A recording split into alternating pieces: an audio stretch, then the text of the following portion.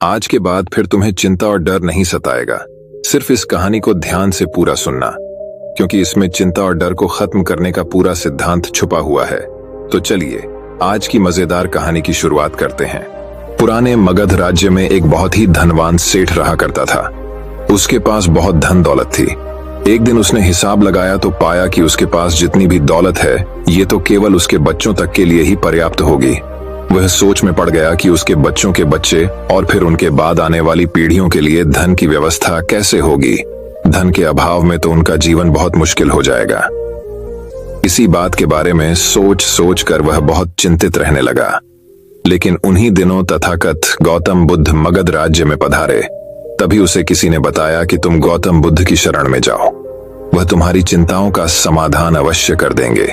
वह इंसान गौतम बुद्ध के पास जाता है और कहता है, बुद्ध, मैं चाहता हूं कि मेरे पास इतना धन हो कि मेरे बच्चे, उनके बाद उनके बच्चे और फिर उनके बच्चे, इसी तरह से अगली कई पीढ़ियां भी अगर मेरे धन का उपयोग करती रही तो मेरा धन समाप्त ना हो। गौतम बुद्ध मुस्कुराए और बोले, बिल्कुल ऐसा ही होगा, लेकिन उससे पहले तुम इस नगर के बाहर वाली झोपड़ी में रहने वाले परिवार को एक दिन के खाने की सामग्री देकर आओ। यह सुन वह बहुत खुश हो गया और तुरंत ही एक दिन के खाने की सामग्री से भरा थैला लेकर नगर की बाहर वाली कुटिया में पहुंच गया। वह जैसे ही कुटिया के अंदर गया तो उसने देखा कि कुटिया के अंदर एक बूढ़ी सास और उसकी जवान बहू है। बूढ़ी औरत बैठकर ध्यान कर रही थी और उसकी बहू रसोई में खाना बना रही थी। सेठ ने बहू की तरफ देखकर खाने की सामग्री का थैला आगे बढ़ाते हुए कहा, मैं इस नगर का एक अमीर सेठ हूं और तुम्हारे परिवार के लिए एक दिन के खाने का रास्ता लेकर आया हूं, इसे रख लो। यह सुन बहू ने मना करते हुए कहा, लेकिन हमारे पास आज के खाने की व्यवस्था है। सेठ ने कहा, इससे कल के खाने की व्यवस्था हो जाएगी। उस औरत ने कहा, माफ करें, लेकिन हम अगले दिन के लिए भी यह इकट्ठा करके नहीं रखते। हम रोज के खाने की व्यवस्था रोज ही करते हैं। यह सुनने के बाद उस सेठ ने सोचा, एक ये लोग हैं जो अपने कल के लिए भी कुछ इकट्ठा नहीं करते, और एक मैं हूं जो अपने आने वाली कई पीढ़ियों के लिए धन इकट्ठा करने की चिंता में मरा जा रहा हूं। अब उस सेठ को समझ आ चुका था कि आखिर गौतम बुद्ध ने उसे नगर के बाहर वाली इस कुटिया में क्यों भेजा था।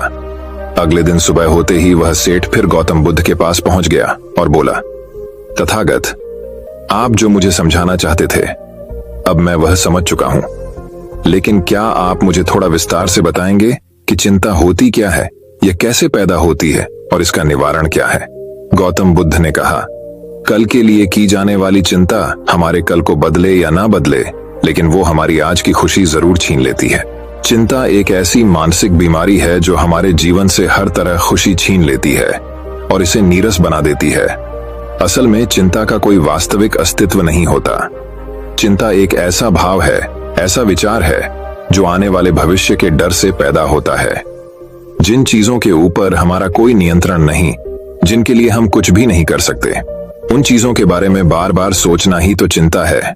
गौतम बुद्ध ने आगे कहा, जरा एक बार गहराई से सोच कर देखो कि जिन चीजों में तुम्हारा बिल्कुल भी नियंत्रण नहीं, जिन्हें तुम चाहकर भी नहीं बदल सकते, अगर उन चीजों के बारे में तुम पूरा दिन ना भी सोचो तो क्या बिगड़ जाएगा। उस इंसान ने कहा, बुद्ध, तो क्या आपके कहने का अर्थ यह है कि हम किसी भी चीज या घटना के बारे में सोचना ही छोड़ दें। बुद्ध ने कहा, जीवन में जो भी समस्या आई है या फिर आने वाली है, उसके बारे में विचार करके उसका समाधान निकालना, यह तो हमारे बुद्धि का धर्म है, लेकिन उसी समस्या के बारे में निरंतर लगातार बार बार सोचना, यह एक मानसिक बीमारी है। जब हमारा दिमाग किसी एक घटना, किसी एक विचार में अटक कर रह जाता है, उसी एक चीज या घटना के बारे में पूरे दिन सोचता रहता है, बस उसी चीज में कहर कर रह जाता है, तो ऐसा विचार हमारे जीवन से सारी खुशी, सारा चैन, सारा आनंद छीन लेता है।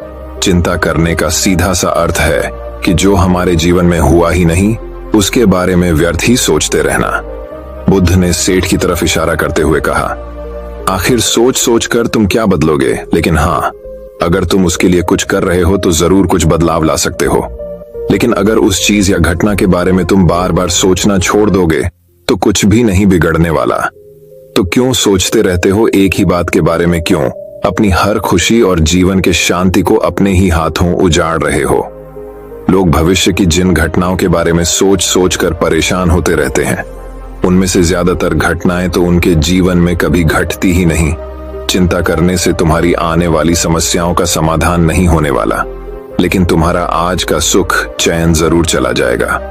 तुम एक बात का अनुभव करना कि चिंता से भरा 1 घंटा तुम्हें पूरे दिन की मेहनत से भी ज्यादा थका देता है।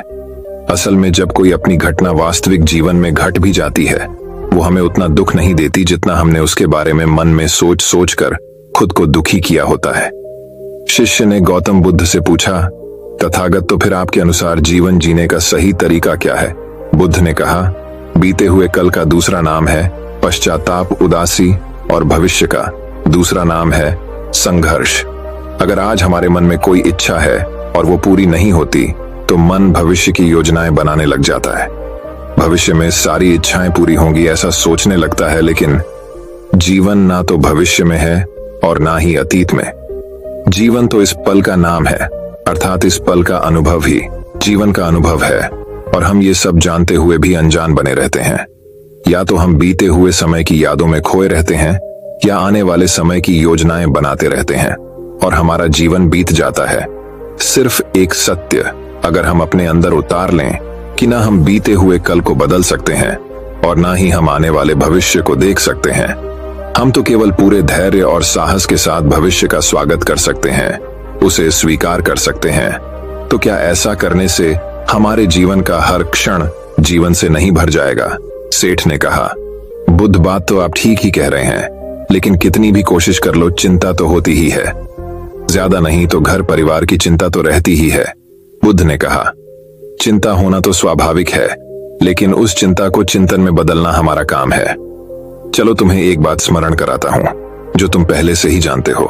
तुम्हारे आने से पहले भी ये संसार था, ये समाज था, परिवार था, और जब तुम इस दुनिया से चले जाओगे तब भी ये सब कुछ रहेगा। तुम्हारे आने और जाने से इसमें कुछ ज्यादा बदलाव नहीं आया।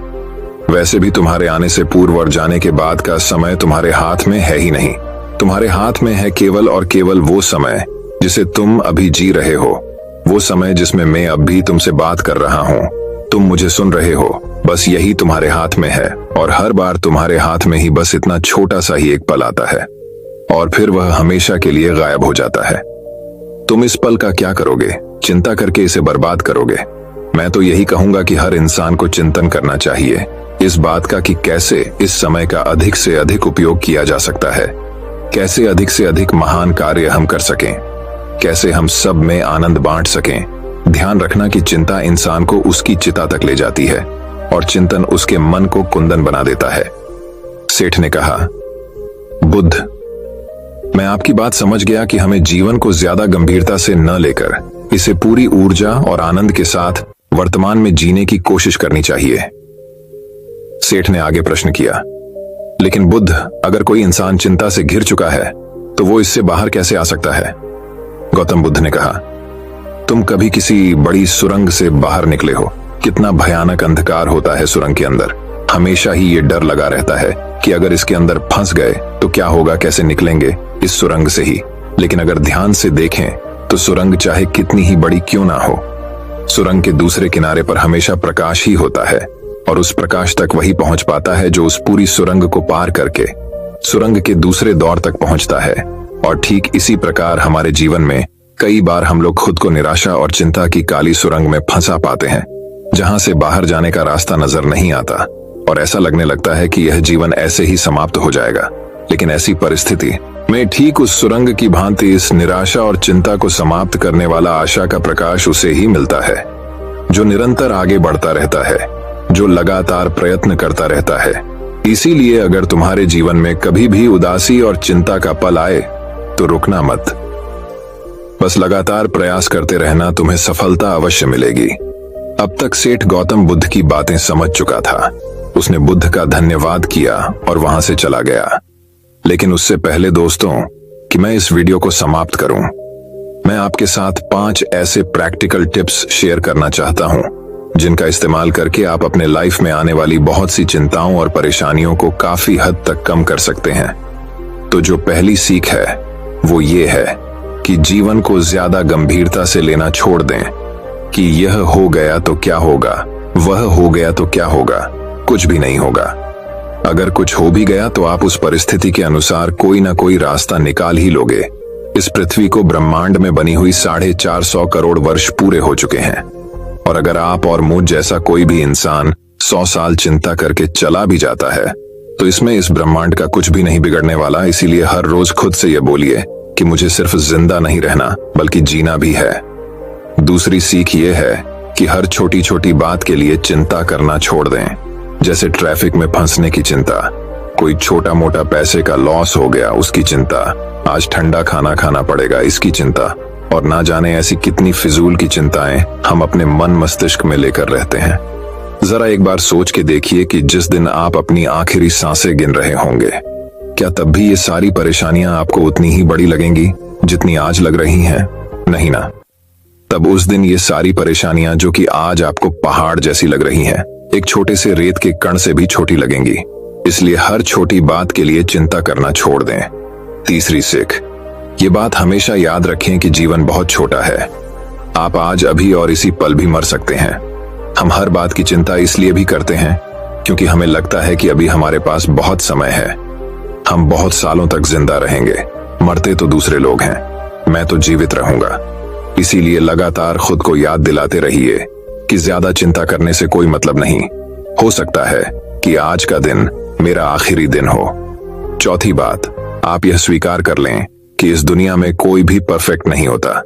सबसे गलतियां होती हैं, इसीलिए लोगों को माफ करना सीखें। दुनिया में ईश्वर ने जो भी बनाया है सब बहुत खूबसूरत है।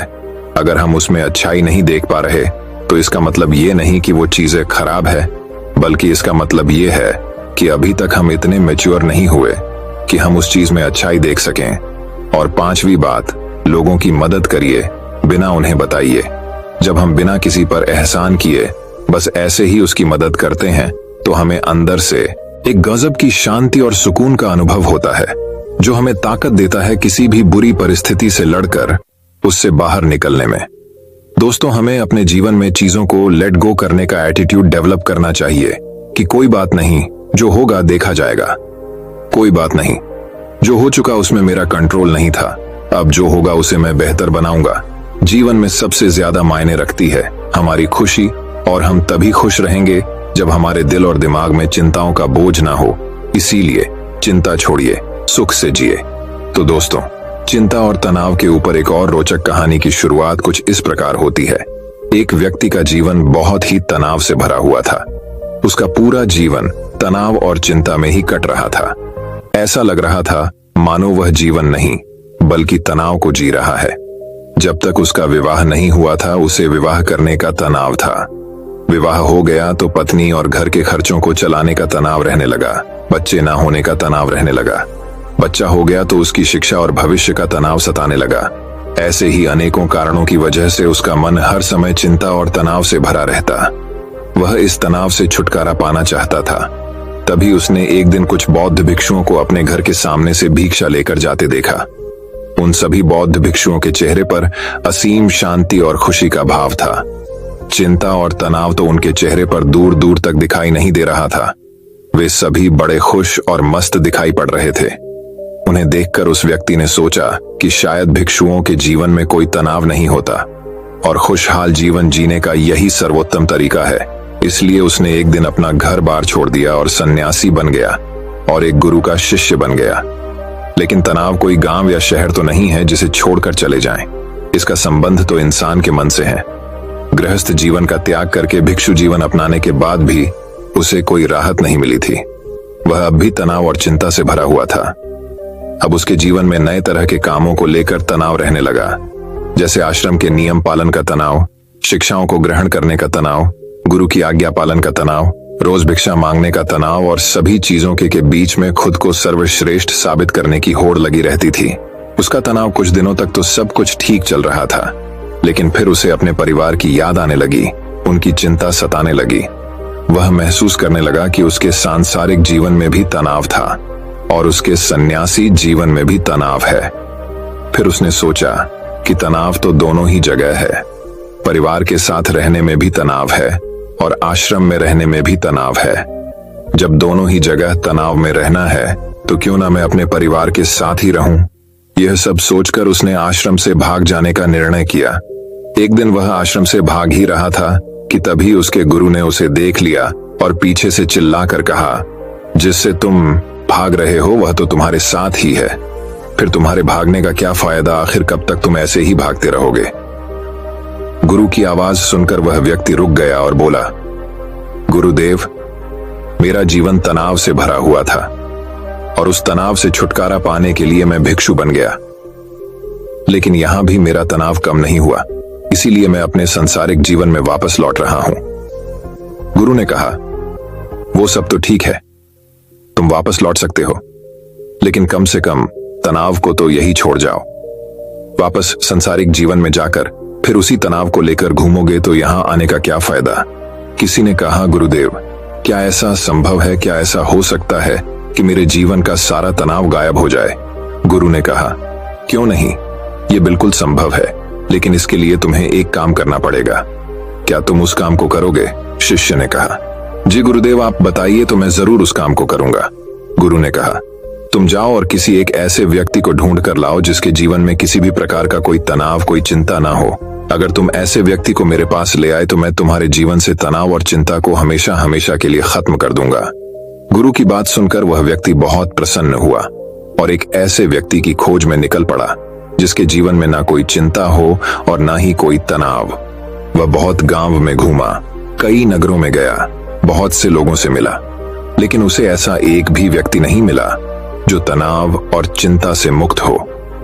तनाव और चिंता की बात करते ही लोग गंभीर हो जाते और अपने जीवन की समस्याओं को इतना बढ़ा चढ़ा के बताते कि जैसे उनके जैसा परेशान और तनावग्रस्त व्यक्ति इस दुनिया में और कोई दूसरा है ही नहीं। ढूंढते ढूंढते सुबह से शाम हो गई, लेकिन उसे ऐसा व्यक्ति नहीं मिला जो पूरी तरह से तनाव मुक्त हो। फिर उसे एक समझदार व्यक्ति ने सलाह दी कि इस दुनिया में केवल शराबी ही एक ऐसा व्यक्ति है जिसके जीवन में कोई चिंता, कोई तनाव नहीं होता। इसीलिए तुम एक शराबी को ढूंढो और उससे पूछो। जिसने उस व्यक्ति की बात मान ली और बहुत खोज मशक्कत के बाद एक ऐसे शराबी को ढूंढ निकाला जो हर समय शराब के नशे में धुत रहता था। उसने उस शराबी से पूछा, मैंने सुना है कि तुम्हारे जीवन में कोई चिंता, कोई तनाव नहीं है, क्या यह बात सच है? शराबी ने लड़खड़ाती हुई जबान से उत्तर दिया, तनाव ये क्या होता है, ये किस चीज का नाम है, मुझे नहीं पता। यह सुनते ही शिष्य के खुशी का ठिकाना न रहा। उसने सोचा, चलो दिन भर मेहनत करने के बाद अंततः वह व्यक्ति मिल ही गया जिसकी मुझे तलाश थी। शिष्य यह सब सोच ही रहा था कि तभी शराबी फिर बोल पड़ा, मुझे बस इस बात की चिंता सताती रहती है कि मुझे शराब कहां से मिलेगी, शराब के लिए धन का इंतजाम कहां से होगा। क्या तुम्हारे पास कुछ धन है? मैंने अपनी पत्नी से सारा धन छीन लिया है, लेकिन क्या तुम कुछ मदद कर सकते हो? यह सुनकर वैसे ही हैरान रह गया।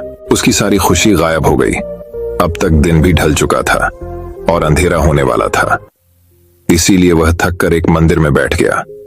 वह बहुत हताश और निराश था। वह सोचने लगा, क्या इस दुनिया में कोई भी तनाव मुक्त नहीं है? तभी एक छोटा गरीब बच्चा उसके पास आया और बोला, बहुत जोरों की भूख लगी है, क्या कुछ खाने को मिलेगा? वैसे ही उस बच्चे की तरफ देखकर बोला, जब तुम जैसे छोटे बच्चे के जीवन में भी चिंता और तनाव है तो बड़ों का क्या हाल होगा? बच्चे ने कहा, महात्मा जी, चिंता और तनाव नहीं, केवल भूख है, क्या आपके पास से कुछ भोजन मिलेगा? बच्चे की यह बात सुन वह अचानक बहुत प्रसन्न हो गया, जैसे उसे कुछ प्राप्त हो गया हो। उसने अपने झोले में से कुछ भोजन निकालकर उस बच्चे को दिया और वहां से भागता हुआ सीधा गुरु के पास पहुंचा और बोला, गुरुदेव, बहुत ढूंढने के बाद भी मुझे ऐसा एक भी व्यक्ति नहीं मिला जो तनाव मुक्त हो, जिसके जीवन में कोई भी चिंता ना हो।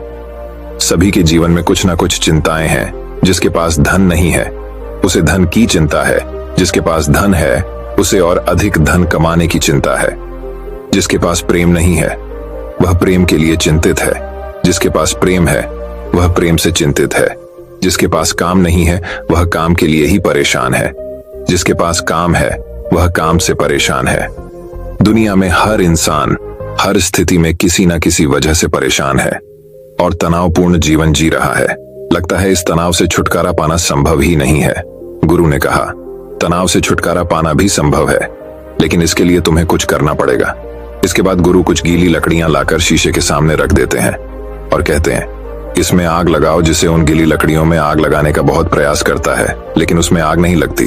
तो वह कहता है, गुरुदेव ये लकड़ियां तो गीली हैं, फिर इसमें आग कैसे लगेगी? गुरु ने कहा, तो अब तुम क्या करोगे? इन लकड़ियों को सुखवाओगे या बैठकर चिंता करते रहोगे कि अब मैं क्या करूं? इन लकड़ियों में आग तो लग नहीं रही। क्या तुम्हारी चिंता करने से लकड़ियां सूख जाएंगी, या फिर तुम थोड़ी सी मेहनत करके कुछ सूखी लकड़ियां इकट्ठा करोगे और आग लगाओगे? शिष्य ने कहा, गुरुदेव आप ठीक कहते हैं, लेकिन हर चीज में कोई ना कोई चिंता तो होती ही है। गुरु ने कहा, चिंता किसी चीज में नहीं बल्कि तुम्हारे अंदर, तुम्हारे मन में होती है, और जहां चिंता हुआ तनाव होता है वहां सफलता मिलनी मुश्किल हो जाती है, और जब सफलता नहीं मिलती तो हम और भी चिंता और तनाव में घुसते चले जाते हैं। उसने कहा, गुरुदेव अगर सारे काम हमारे अनुसार होने लगे तब तो हमें चिंता नहीं होगी। गुरु ने कहा, इंसान के अंदर चिंता और तनाव उत्पन्न ही तभी होते हैं जब उसकी परिस्थिति और मनस्थिति अलग अलग होती है, यानी कि वह चाहता तो कुछ और है लेकिन उसे मिलता कुछ और है। इसलिए अगर व्यक्ति अपनी परिस्थिति और मन स्थिति के बीच समन्वय स्थापित करना सीख ले तो वह तनाव से मुक्त हो जाएगा। किसी ने कहा, लेकिन ऐसे कैसे संभव है? गुरु ने कहा, स्वीकार करके। जब हम किसी भी घटना को स्वीकार कर लेते हैं फिर वो घटना हमें तनावग्रस्त नहीं कर सकती। जैसे किसी दुर्घटना में अपाहिज हुए लोग शुरू में तो बहुत चिंतित और तनावग्रस्त होते हैं क्योंकि उन्होंने अब तक अपने अपाहिजपन को स्वीकार नहीं किया होता, लेकिन धीरे धीरे वह अपने इस स्वरूप को स्वीकार कर लेते हैं। फिर उन्होंने वह अपाहिजपन उतना चिंतित और परेशान नहीं करता जितना शुरुआत में करता था। गुरु ने आगे कहा, जीवन में कुछ समस्याएं होती हैं और कुछ समस्याएं हम खुद निर्मित कर लेते हैं सिर्फ सोच सोच कर, जबकि असल में वह समस्या होती ही नहीं है। किसी ने कहा, गुरुदेव मैं कुछ समझा नहीं। गुरु ने कहा, तुम अपने परिवार को छोड़कर यहाँ क्यों चला आया? व्यक्ति ने कहा, क्योंकि वहां मेरे जीवन में बहुत तनाव था। गुरु ने कहा, क्या यहाँ तुम्हारे जीवन में तनाव नहीं है? उसने कहा, हाँ तनाव तो यहाँ भी है। गुरु ने कहा, क्या तुम्हारे अंदर हर समय यह विचार नहीं उठते रहते कि मेरे साथ ही बुरा क्यों होता है, मुझसे ना हो पाएगा, सभी लोग बुरे हैं, काश ऐसा हो जाए, सब मेरे अनुसार हो जाए, मुझे ज्यादा मेहनत ना करनी पड़े। इसी तरह के और भी विचार क्या तुम्हारे मन में हर समय नहीं उठते रहते? किसी ने कहा, हाँ गुरुदेव, हाँ बिल्कुल ऐसा ही होता है। जब मैं आश्रम में गुरु भाइयों के साथ रहता हूँ तब भी, और जब मैं घर में था तब भी। गुरु ने कहा, समस्या बाहर नहीं, समस्या तुम्हारे भीतर है। तुमने अपने अंदर बेवजह का तनाव बना रखा है उन काल्पनिक घटनाओं के बारे में सोच सोच कर जो शायद तुम्हारे जीवन में कभी घटित भी नहीं होंगी। उनके बारे में सोचकर ही तुम चिंताग्रस्त रहते हो, तनाव में रहते हो। जिस दिन तुम इस बात को समझ जाओगे कि जीवन में समस्या होती है और उसका समाधान भी होता है, और उस समाधान को पाने के लिए कार्य करना पड़ता है और उस कार्य का एक परिणाम भी होता है, तो उस दिन से तुम्हारे जीवन में कोई भी तनाव नहीं रहेगा। शिष्य ने कहा, गुरुदेव आप सही कह रहे हैं। मुझे मंदिर के बाहर एक बच्चा मिला था। जब मैंने उससे पूछा कि क्या तुम्हारे जीवन में चिंता है, तनाव है, तो उसने कहा था, ना चिंता है ना तनाव है, बस भूख है। उस समय मैं समझ नहीं पाया था कि समस्या तो भूख है, तनाव में चिंता नहीं, केवल भूख का समाधान किया जा सकता है, तनाव या चिंता का नहीं। दोस्तों, जिस काम की वजह से तनाव और चिंता उत्पन्न हो रही है उस काम को खत्म करो, तनाव और चिंता अपने आप खत्म हो जाएंगे। बस यही एक छोटी सी बात है जो हमें समझनी है। दोस्तों, मैं उम्मीद करता हूं कि यह कहानी सुनने से आपके जीवन में अच्छे बदलाव आए होंगे। आपको इस वीडियो से क्या सीखने मिला ये कमेंट करके जरूर बताएं, और अपने परिवार, दोस्तों या आपके करीबी इंसान के साथ ये कहानी शेयर करके उन्हें भी इस ज्ञान से परिचित करवाएं। बाकी अगर आपको ये वीडियो दिल से अच्छी लगी हो तभी इस वीडियो को लाइक कर देना, और आपने अब तक इस चैनल को सब्सक्राइब न किया हो तो चैनल को सब्सक्राइब भी जरूर कर देना। आपका हर दिन शुभ हो और खुशियों से आपका जीवन भरा रहे। धन्यवाद। नमो बुद्धाय।